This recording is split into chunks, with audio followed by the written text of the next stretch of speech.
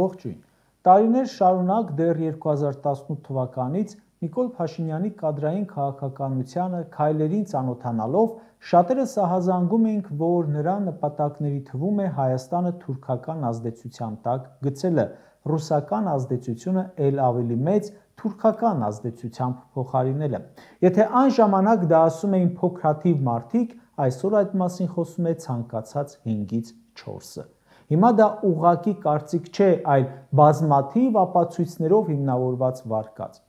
Տեսեք, Թուրքիան որոշում է Հայաստանը Սփյուռքի հետ շփվի թե չէ, Հայաստանը ցեղասպանության հարցը բարձրացնի թե փակի, Հայաստանը սահմանադրություն փոխի թե չփոխի։ Դա անում են Թուրքիան, Ադրբեջանը համատեղ։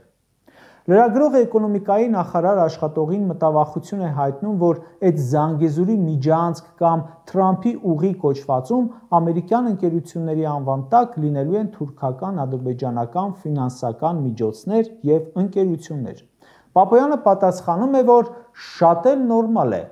բայց սահմանները բացելուց հետո ինչու ոչ, նաեւ թուրքական ներդրումներ լինեն, մենք էլ գնանք այնտեղ ներդրումներ անենք։ Ես ասում եմ, ողջունում եմ թուրքական ներդրումները, կարող է մեր երկրում թուրքական հյուրանոց բացվի։ Գևորգ Պապոյանի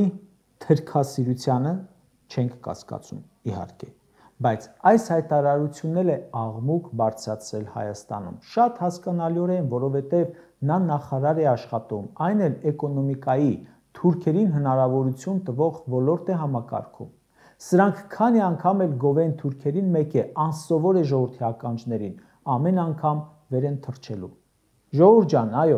թուրքական ներդրումները գալու են, թուրքերը Հայաստան լցվելու են սրանց պարագայում։ Պատկերացրեք, վաղը հանկարծ հաստատվեն դիվանագիտական հարաբերություններ, դեսպանատուն բացեն, ասեմ ինչ է լինելու։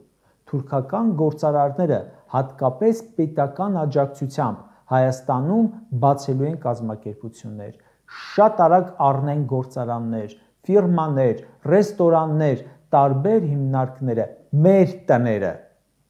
Նիկոլը ուրախանալու է, ասելու է երկնիշ աճ կա։ Պապոյանը ուրախ վիճակագրություն է հաշվելու, թե քանի բեռնատար մտավ Հայաստան ու դուրս եկավ։ Մի օր աչքդ բացես կպարզվի, որ այն ռազմավարական հիմնարկը, որ այսօր հայ գործարարի տիրապետության տակ է, անցել է Թուրքի։ Կասեն մեկ է, խաղաղություն է, թող թուրք լինի սեփականատերը։ Մեր դարավոր թշնամու ձեռքին անցնելու են շատ ճակատագրական հիմնարկներ, դարավոր այն Թուրքի, որը 5 տարի առաջ պատերազմող թշնամի էր։ Չեմ ասում ցեղասպանության մասին, որը եղել է 110 տարի առաջ, խոսում եմ 5 տարի առաջ կատարվածի մասին։ 5 տարի առաջ բայրակթարներով սպանում էր մեր տղերքին։ 5 տարի առաջ Նիկոլը հայտարարում էր, թե Թուրքիան Հայաստանի համար սպառնալիք է, եկել է ցեղասպանությունը շարունակելու։ 5 տարի անց ինչ է արել Թուրքիան, որ հակառակում համոզի։ 1915 թվականին ցեղասպանել են, 100 տարի անց դեռ թշնամի են։ 2020 թվականին էլի կոտորել են, ինչ ուզել տվել ու զիջել ենք, ու 5 տարում բարիշեցիք։ Թուրքիան իր ներդրումը Հայաստանում արել է 2020 թվականին 5000 զոհի պատճառ դառնալով, 10,000-ից ավելի վիրավոր տալով, հարյուրավոր, հազարավոր տներ քանդելով։ Դա է թուրքական ներդրումը։ Թուրքական ներդրումը բայրակթարն է։ Այս սաղ մոռացել են, որ ատամները բացած նկարվում են հետները ու վիզ ծռում։ Հարց տամ էլի, ինչի Նիկոլը ում հետ որ թշնամանում է, 5 տարի հետո բարիշում է։ Մինչև հիմա 25 տարի առաջվա մոռ է հանում։ Բա պետությունը 5 տարում մոռացավ վերքերը, վրեժը, կոտորածը։ Դու կարող ես մոռանաս, թուրքերը չեն մոռանա, որ դու թշնամի ես։ Մեր 18 տարեկան երեխեքին սպանում են, 5 տարի անց արդեն ողջունում ես իրենց։ Իսկ ինչով ենք վստահ, որ նրանք մեր տնտեսություններ չեն սպանելու ու սարքեն հաշմանդամ, կլանեն, ինչպես կլանեցին մի եկայերգիր։ Վրաստանի օրինակը շատ են բերում, այցելեք Աջարիա, Բաթումին ինչ լավ են սարքել թուրքերը, իսկ վրացիները նրանց մոտ բանվոր են աշխատում։ Կվարտիրաները ամռան ամիսներին տուրիստներին վարձով տալու հույսին են մնացել։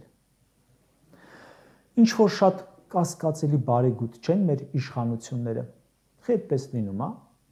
Տեսեք, բազավեշ չէ, որ Հայաստանում ամենամեծ ներդրում արած հային կալանքի տակ են պահում արդեն 4 ամիս, որպես վտանգ, բայց ասում են թող թուրքերը գան հյուրանոց բացեն, ֆերմա առնեն, ռեստորան, բիզնես, ներդրում անեն։ Հայ խոշորագույն գործարարին կալանավորել են, ձեռքից ուզում են խլեն ինչ ունի ստեղ ու ավետում են թուրք գործարարների մուտքը։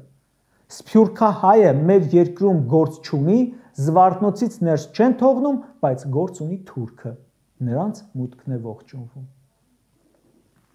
Պապույանից բացի այլ թրքասեր նախարարներ ունենք։ Թորոսյան Արսենն էլ օրերս Թուրքիայի ընտանիքի եւ սոցիալական ծառայությունների նախարարին էր հանդիպել ու քննարկել սոցիալական ոլորտի հարցերը։ Չեն մասնավորեցրել, բայց արդեն մտահոգություն ունենք, որ քննարկել են թուրք գործարարների գալուց հետո հայ գործազուրկների աշխատանքով ապահովելու հարցը։ Թուրք ընտանիքի հարցերով նախարարի հետ ինչ է քննարկելու։ Վախենում եմ մտածել։ Կարելի է այդ ՔՊԱ-ականներին, թուրքական ժպիտներով ուրախացած ցանկացած մեկին հարց տալ։ Այդ դուք միշտ եք այդպես մտածել, այդպես ոգևորված եղել։ Օրինակ Գևորգ Պապոյանը, որ ՀՀԿ երիտասարդ ակտիվում էր, երիտասարդականի, իր այդ մտքերը երբևէ կիսվել է իր նախկին կուսակցության ընկերների հետ։ Կամ եթե ժամանակին այդպիսինը չէիք, այդ պարտադիր 5000 երեխու գլուխ էլ ուտեին, որ սենց մեծ սիրով լծվեիք,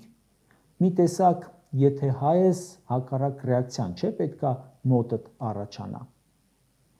Ունենք գործարարներ, հատկապես ՔՊ-ից, որոնք հաճույքով կաշխատեն թուրքերի հետ։ Իրենց համար մեկ է։ ՔՊ աջակից արտիստներ կան, որ երազում են Զեյնաբ Խանլարովաների հետ ազերական դուետ կատարել։ Նիկոլին տանեկան կայքի սիրելի հյուրն են։